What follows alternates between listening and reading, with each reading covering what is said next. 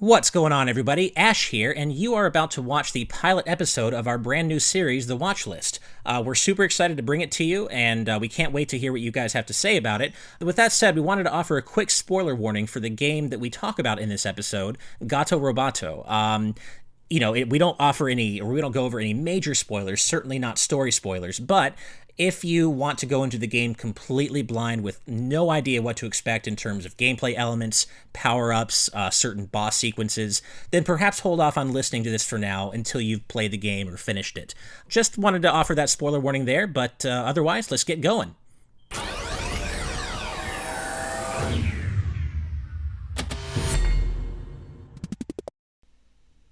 Hey guys, we've got a new show for you today on GameXplain. This is the pilot episode of The Watchlist. I'll be your host, Tom Arnold, and I'm joined today by Ash Paulson and Steve Bowling. How you doing, guys? Doing all right, thanks. Doing well, thanks, Tom.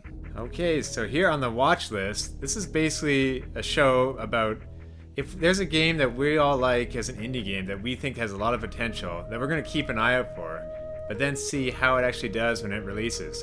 So all three of us in this week have played through Gato Roboto, and I think we're gonna have a lot to say about it. It was a game that basically kind of looks like an old Game Boy game, really, a lot like Metroid 2. Steve, do you have anything to say about kind of the watch list in general and what we'll be covering? Yeah, so the watch list is all about games that might not be getting talked about enough. Not your AAA games, not these huge things with large marketing campaigns, but smaller games that we've noticed indie developers putting out that maybe not everybody's talking about, but that we think we have a good reason to be excited for. Right, and this also kind of covers games that for one reason or another, we just don't have time to review between us because we get so many games coming in, and obviously there are like 35 indie games releasing every week on the eShop, and there's just like no way for us to review them all. So this is our way of trying to shed some light and put a deserved spotlight on some indie games that may not have that marketing push behind them that everybody knows what they are, like Stardew Valley or Celeste, but nonetheless really deserve to be talked about. So we thought Gato Roboto was a really good game to start that off with. Yeah, and this one, let's be clear, it's being published by Devolver Digital, so actually it won't be too small, but it is like most people won't know about this game. So there are like far smaller indie games out there, but even still, as an indie game, it's hard to get noticed, and we want to make sure they get some love if we feel like they deserve it. Exactly. And I'll tell you what, Tom, I mean, I think I even told you this at the time, but when I first saw this game at PAX West last year, I was immediately like, okay, Devolver Digital person, when is this game coming out? Is it coming out on Switch or anything that's not PC? I need this game now. I was just absolutely enthralled from the first second I saw it. Yeah, and Steve, what were you hyped for Gato Roboto? So it was kind of sprung on me by surprise. I didn't know about it. I was also at PAX West, but not with GameXplain yet. And I was getting a demo of Grease, which we reviewed back in December, which coincidentally was my first game I reviewed for GameXplain. And the person that was giving me the demo was like, hey, we literally just announced this game about a cat in a Metroid suit and you have to try it. And they walked me over there and I spent about 5 or 10 minutes playing it and I was absolutely in love with it. Just like Ash said, the first question out of my mouth was, when can I have this? And they've been really quiet on it since then. So I feel like maybe not as many people know about it as should. So I'm very excited for us to talk about this game today. Yeah, and for me personally, I heard about it through one of Andre's friends.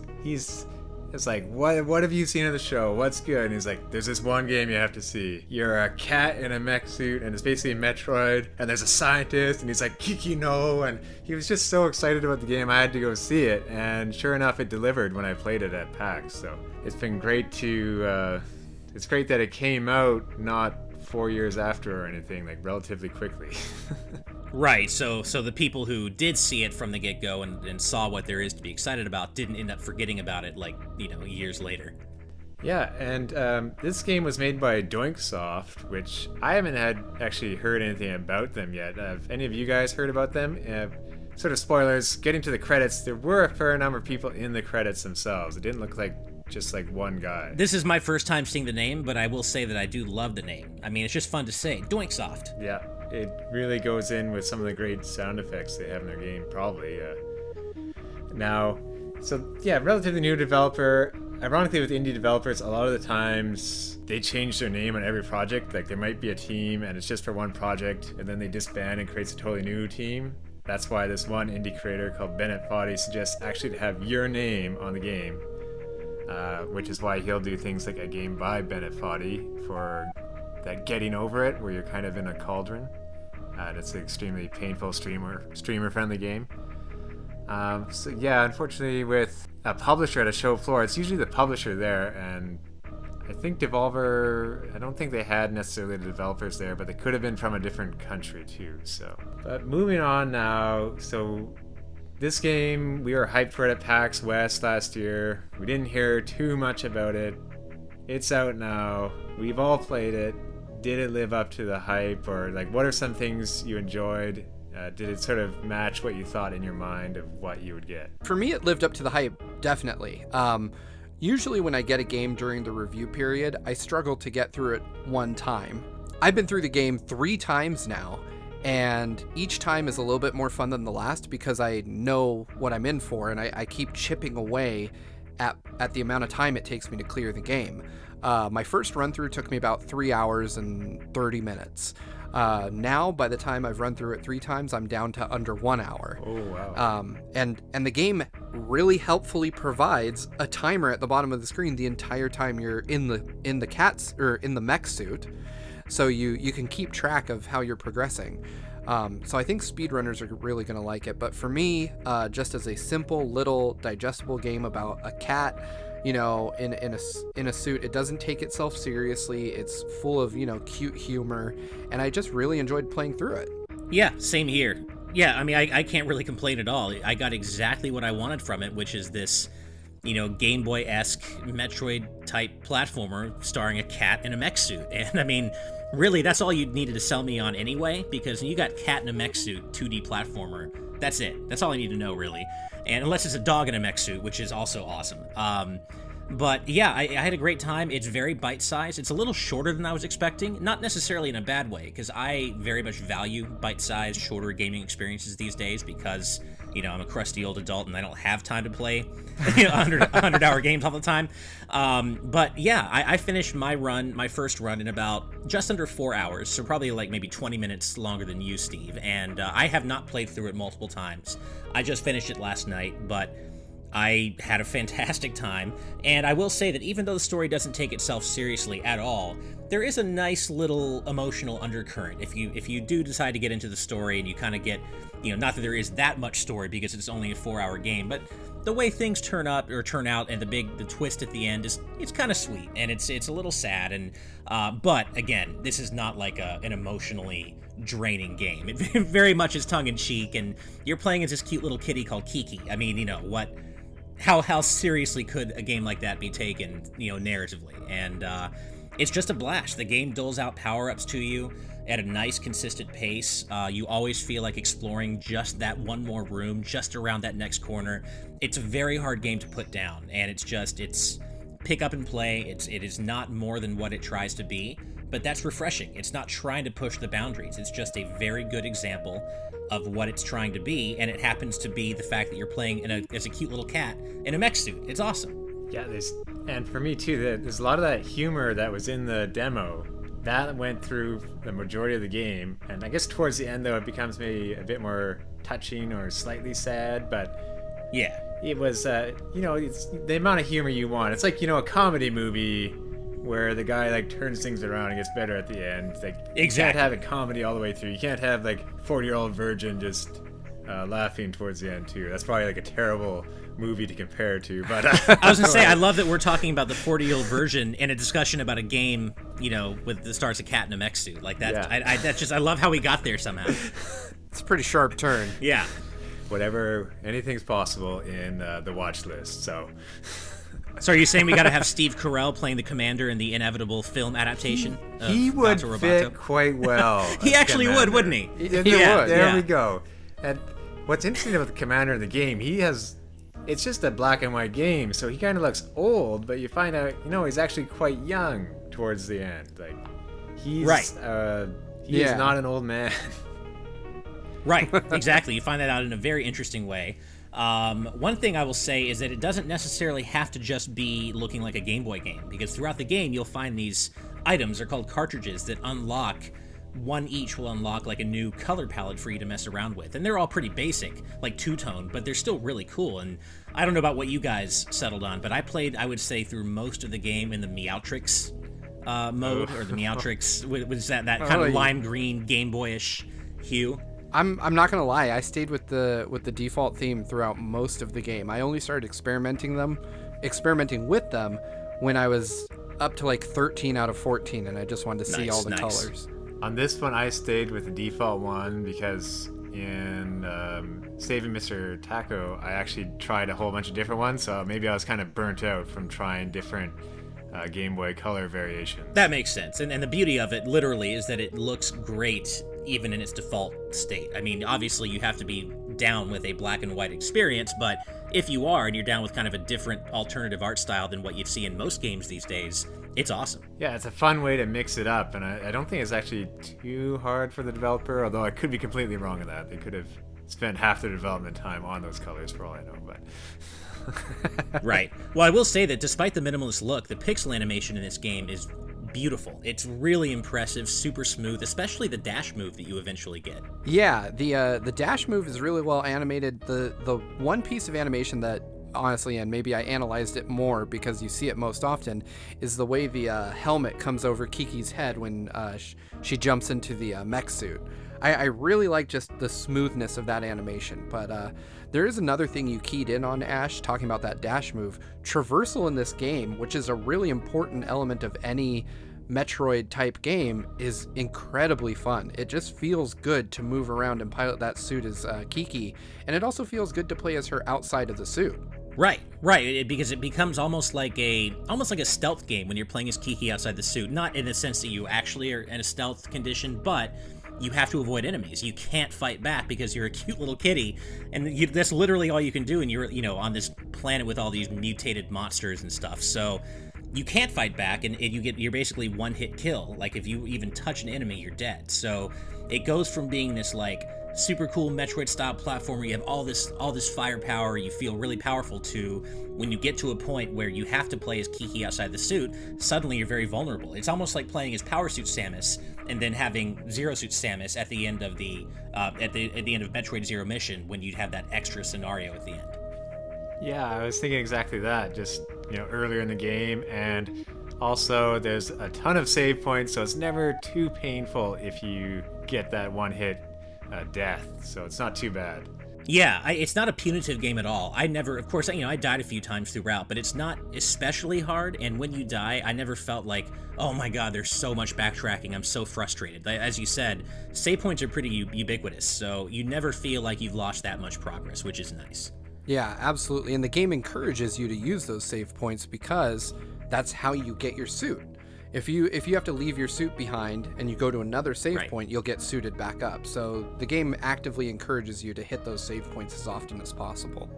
Right, which is actually, that's randomly kind of calls back, to me at least, to the Blaster Master Zero series, because that's another thing kind of where if you leave Sophia 3, or Gaia Sophia, I guess, in the sequel, in a place where you can't get back to it or it's awkward, you just go to a save point and you can actually call Sophia to you. So it kind of reminded me of that in a weird way, even though there's no direct correlation there.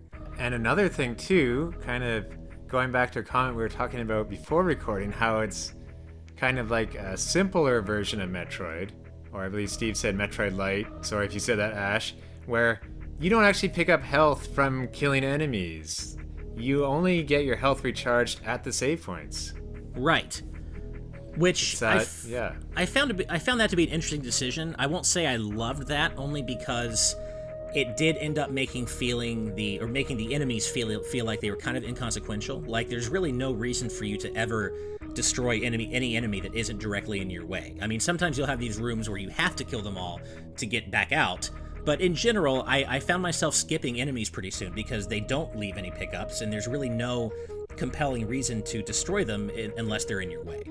Yeah, how do you feel about that, Steve? Initially, I had the same feelings as Ash, and I think maybe this is something that came with further playthroughs, because like I said, in my second and third playthroughs, I started to focus more on reducing my time than on, getting everything the game has to offer, and I started to see the enemies more as just strategically placed obstacles to prevent me from moving through a room as quickly as I could. And when I started viewing it that way, I kind of felt more of an appreciation for how the game was set up, or at least a different sort of appreciation.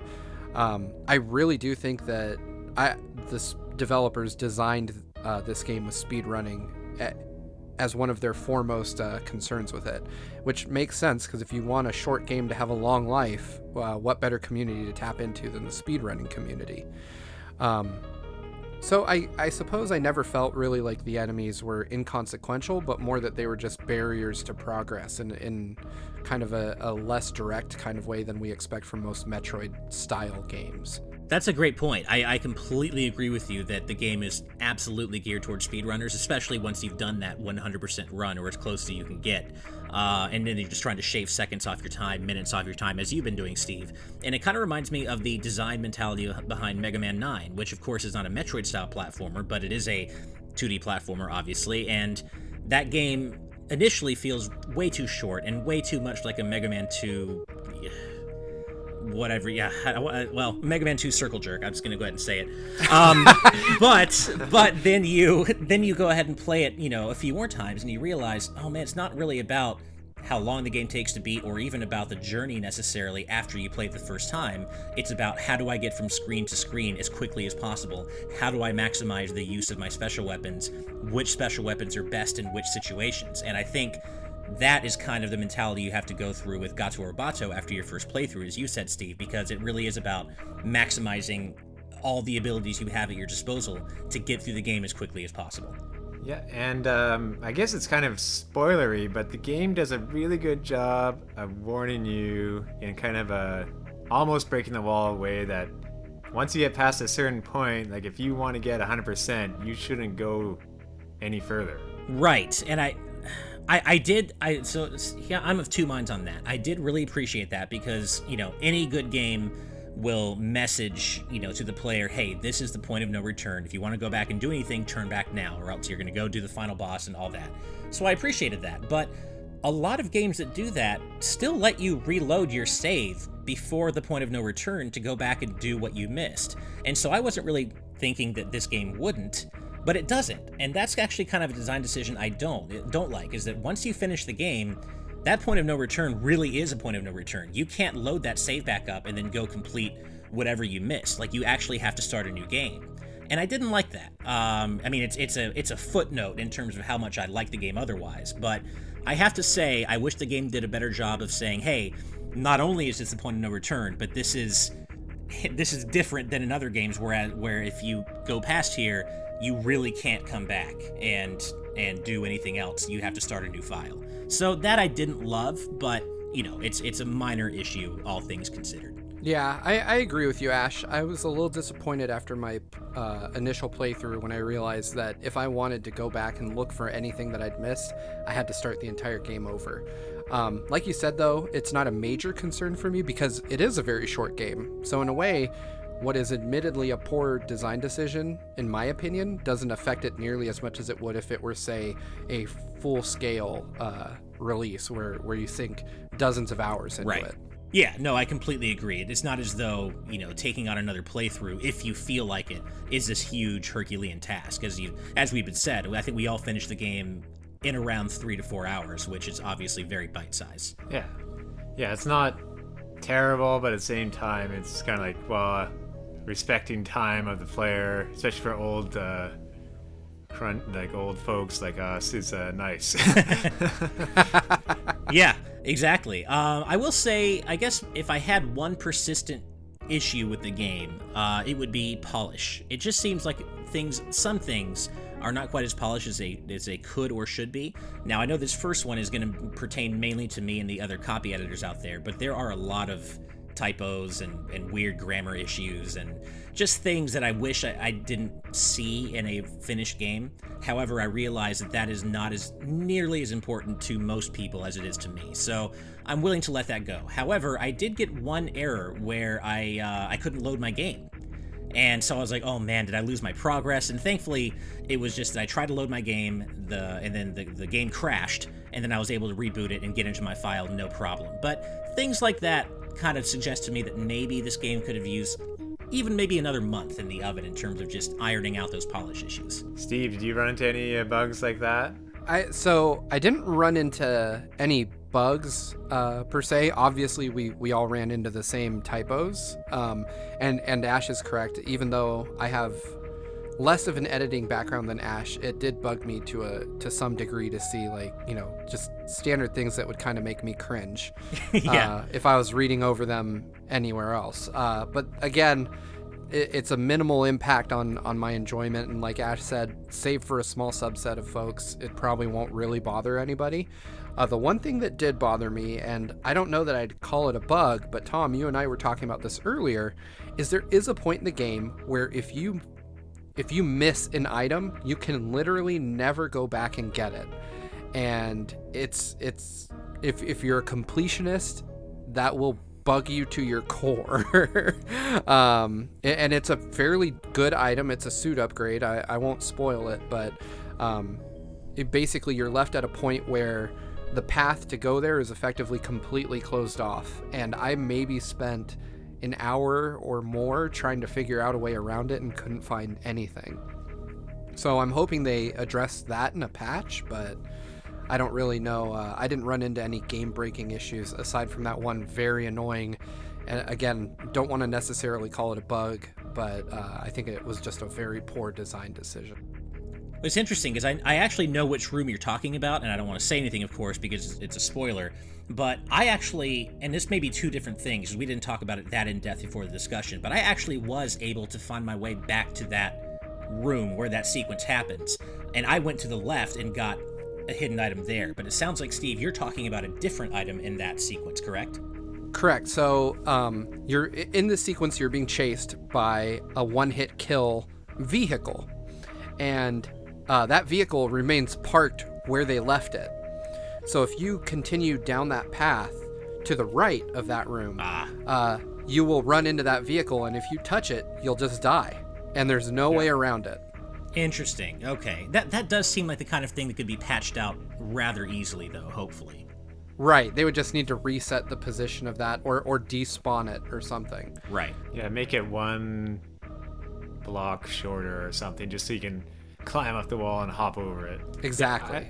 Yeah. But, I mean, I have to say, other than those minor polish issues, there's not a whole lot wrong with the game. It's just really good, and it is exactly what it sets out to be. Oh, I was going to say one thing that I found absolutely. It's important. kind of funny was go ahead, the Tom. amount of enemies in the game. There's like a certain set amount. They kind of introduce them from time to time, but you get to the end, and all of a sudden there's like way more enemies. It's like, well, we had all of them. Let's just throw them in. Way more. Yeah. Yeah, we gotta ratchet up that difficulty, right, as you get to the finale. That's something else. I always thought the difficulty was very well balanced. I mean, it's hard enough that death is at least a constant threat in the early game, but it still remains difficult enough throughout most of the game without being head-bashingly hard. Like, it's not at all old school NES difficulty. It's well balanced, and it's just hard enough without getting really frustrating. Yeah, I agree with that. I think that the difficulty is very well balanced. The instances in which you fight true bosses are at times pretty challenging, but nothing to where you just feel overly frustrated if you take a death. There's the one boss that I found probably to be the most difficult for me was when you're forced not to be Kiki or to be in your mech suit, but where you have to fight the boss in the submarine, and it very briefly becomes kind of its own version of a bullet hell shooter where he's just chucking projectiles at you. Right. But even then, it was a fun challenge, not a frustrating one. Yeah, I was gonna say on that one, I felt like the best solution was kind of to thread the needle between bullets. But yeah, some of the bosses in the middle I found kind of the hardest, but nothing where they took too many tries, fortunately. So it's not like one where you're going to be on a boss for an hour, hopefully. Right.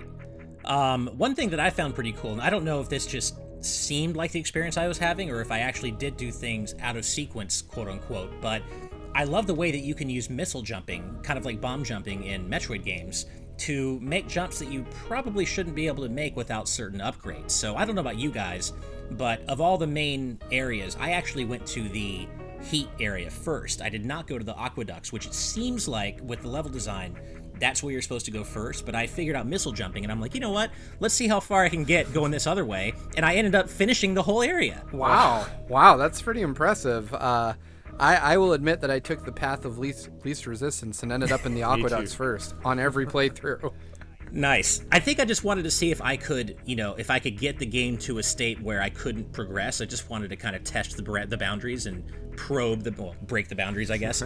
But I just wanted to see what would happen if I did try to go out of what seemed to be the intended sequence. And I'm happy to report that I was able to finish the whole area and then go back and do the other area, and I was never stuck. And there were some jumps that were really hard to pull off, but they're doable, and it was really rewarding. That's awesome. Now you've given me a goal to do another playthrough. Nice. Ash, with the missile jumping, was it only ever just a single sort of rocket jump, or did you manage to do like multiple ones?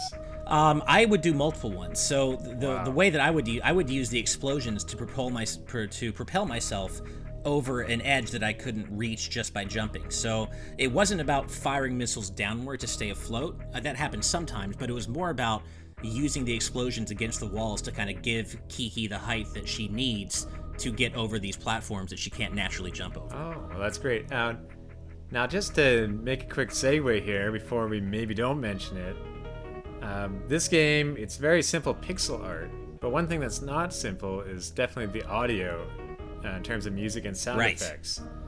Now, I love personally the pain you could kind of feel when hitting enemies. Now, what was some of your guys' impressions with the more realistic, or at least more vibrant audio than what the graphics are? My impressions with the audio are gonna, even if I had headphones on and everything, will pale in comparison to Ash's. But I actually didn't hear most of it. I was on a road trip to Disneyland when we got this game, so I played the vast majority of this in handheld mode in a car. So I did not get to hear most of it. I only listened to the game for the first time when I got home yesterday. And what I did hear was very impressive. And it was kind of amazing to me how I played through the whole game without it. Because there were certain things in the heater core. You fight these two bosses that are essentially like lava tanks, right? And they make an audible pinging sound when you hit their weak spot, and that is incredibly helpful. When you don't have it, you're just kind of shooting randomly at them with no visible indicator that you're doing anything. So that helped me refine my strategy on them, but that's about the extent of what I know of the game. I'm still hoping to play through it a few more times and get a better feel for it now that I have access to my TV and my home audio setup. But Ash, what did you think of the audio in the game? Well, I think that you are a more accepting, patient man than I, because I will refuse to play a new game if I can't hear the music and sound. It just ruins it for me. I can't do it. I gotta have the whole experience, and like music and sound is so huge a part of that for me. So props to you for being able to do that. For me, I love the sound design is great, even though it doesn't always jive with my personal taste. For what it's going for, it's fantastic, and the sound effects are great.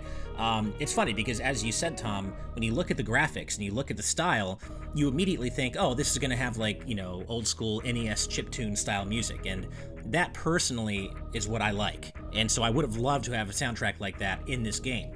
That said, that's what every game that looks like this does, and Gato Roboto dared to be different by having really not so much a soundtrack as it is ambience. It's really just these environmental sounds that are honestly quite scary sometimes. They can be really intense and loud, and you really do feel like you're descending into this abandoned planet.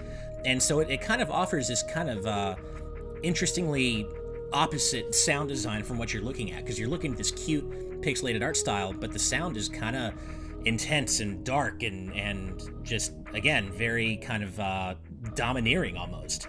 And so it kind of reminds me of Breath of the Wild in a way, in which I did miss having the traditional video game music in the overworld, throughout the game playing on loop. Like, I miss that. I like that. However, when you go play Breath of the Wild, it quickly becomes apparent that no other sound design could have worked for that game than the one they went with, that ambient approach. And so I think that's kind of the same here with Gato Roboto.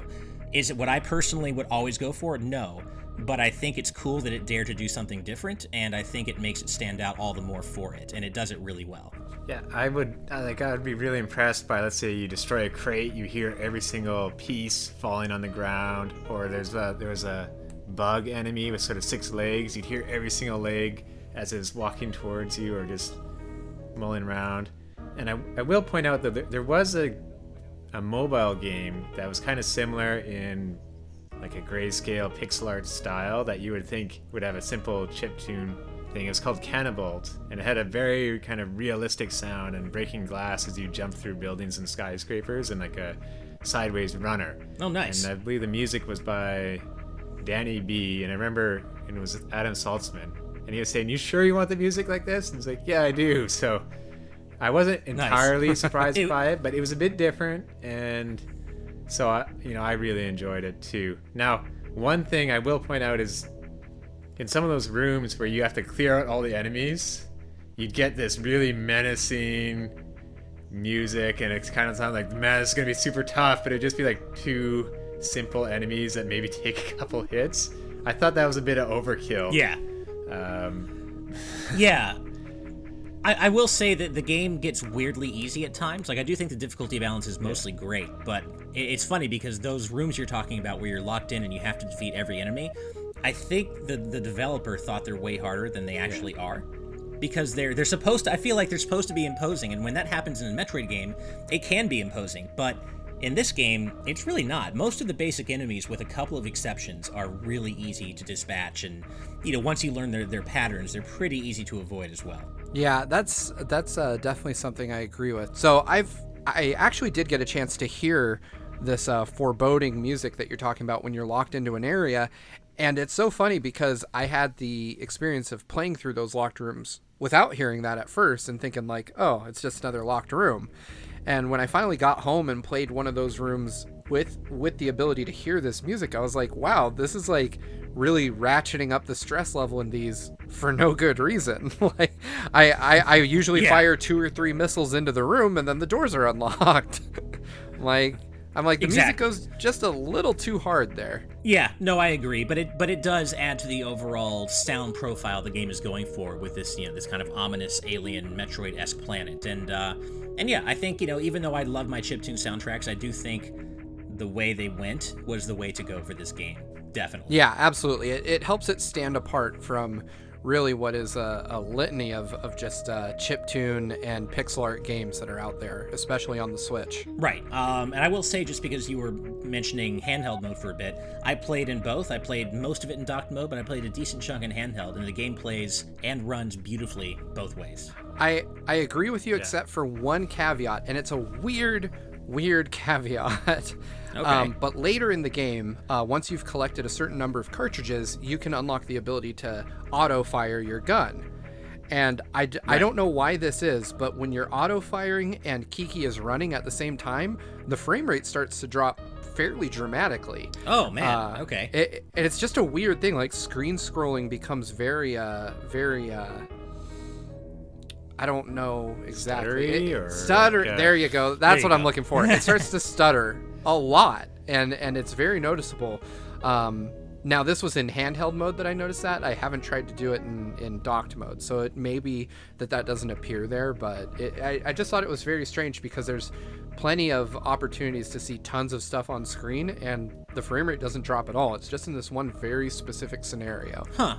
That's interesting, and because I know from my own playthrough, and Tom probably does too, that I got that item as well, and that never happens in dock mode. Like, you can run around holding auto fire down, and the game runs perfectly. So that's interesting that only happens in handheld mode, and hopefully is something that'll get patched out in a, patched out in a performance update. Yeah, absolutely. Yeah. They did have an update, I think, already yesterday or something like that too. So they're already... Yeah, so it very well may not be in the game. If you pick this up after listening to this show, this might all be something that doesn't happen anymore. Right. Yeah, now, I think if you guys have any closing thoughts, we've been talking about this for maybe 35 minutes. If you could go back in time and tell your former self to keep this on your watch list or to ignore it, I think it's pretty obvious, but what would you say to your former self or your younger self? A big fat keep from screaming from the rooftops. Just keep it on your watch list, and even if it hasn't been on your watch list until now, and this is your first time hearing of it, it should be on your watch list. So definitely check out the trailer. Definitely, it is a easy watch for me. I couldn't agree more. I do want to add one other major point because it's something we surprisingly haven't discussed. This game is $8. Right. It's holy cow! I'm so used to throwing my wallet at things I like. Right. Like, I would buy this game at $20. Me too. But at $8, it's almost a no-brainer. This is like Kamiko levels of just impulse buy. It is an amazing game. I absolutely love it. It is every bit worth your $8. And I would absolutely emphatically tell myself to keep this on my watch list. Yeah, frankly, for that price, it's just a steal. What you're getting for that price is just such a wonderfully solid, just great distilled chunk of pure 2D Metroid type gameplay. It's more than worth the $8. I mean, that's $2 an hour, basically. If you beat the game in 4 hours, that's just $2 an hour, and you're having a blast the entire time. There wasn't a single point in this game where I started getting fatigued or, this is kind of, getting a little much. Like, no, I had a great time from beginning to end. Yeah, I could easily have the game be twice its length and still love it. Yeah. It does not overstay its welcome at all. Same here. Well, I could easily have the game cost twice as much, and I'd be like, yeah. Same here. Like I said, I'd be happy to buy this for $20. Yeah. It is that good. Oh, wow. I wonder if that was Devolver Digital thinking, like, they obviously work with the developer about pricing, but I wonder if they just went, it's a bit shorter game, maybe word will get out about that, let's just keep the price down and try to sell more copies. But either way, like, that's surprising. You would think save that for a sale or later on, but no, for me personally, yes, I would definitely tell myself to keep it on the watch list, and knowing how long this game is and how it was great throughout and like mixing things up. Sometimes you worry about playing a demo at an expo and then that's not the actual game or it doesn't hold up. Well, it certainly held up for me. Yeah, absolutely. I would say that maybe part of what was going on with the price is that unfortunately, quite a few people still have a very reductive view of indie games. So they see this game that's monochrome, it's black and white, and they're like, well, that looks cheap, and $20 is way too much for something that looks cheap. Well, it doesn't look cheap. It looks stylized, and it's a very specific way that the game is supposed to look, but not everyone feels that way. So I could see Devolver maybe being, like $20. We know the game is worth that, but the perception among Joe Gamer, is that, oh, this game looks like a Game Boy game. Yeah. $20, pass, It is true that 3D games, as indie games, they're harder to make, but they are the more popular ones usually. And I guess maybe you're getting kids now that grew up with only 3D games. Like, they didn't have the 2D games that we did. I feel really bad for those kids. I feel terrible for those kids. Yeah, they missed that. I feel really bad for me, man. I'm old. Yeah. I know one of my cousins. He bought an NES Classic just to make sure to play some of the old games with his son while he grows up. So yeah, I mean, I hear you, Steve. It's a bummer to be getting older and not have as much time for games, but as the old adage goes, it's better to have loved and lost than never loved at all. One more thing I would like to get in there, Tom, is, of course, let us know in the comments below what you think. We're totally open to feedback. As we've said, this is a pilot episode, so if you like something we did, let us know. If you don't like something, let us know. But either way, we want to hear your feedback, because that's the only way we'll get better.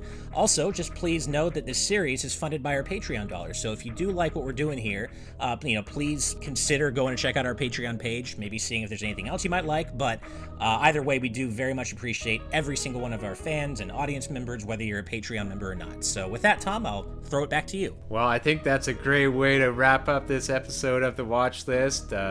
We don't know what game we're going to do next, but we have them on our watch list. We'll just have to wait and see what comes out in the old release schedule.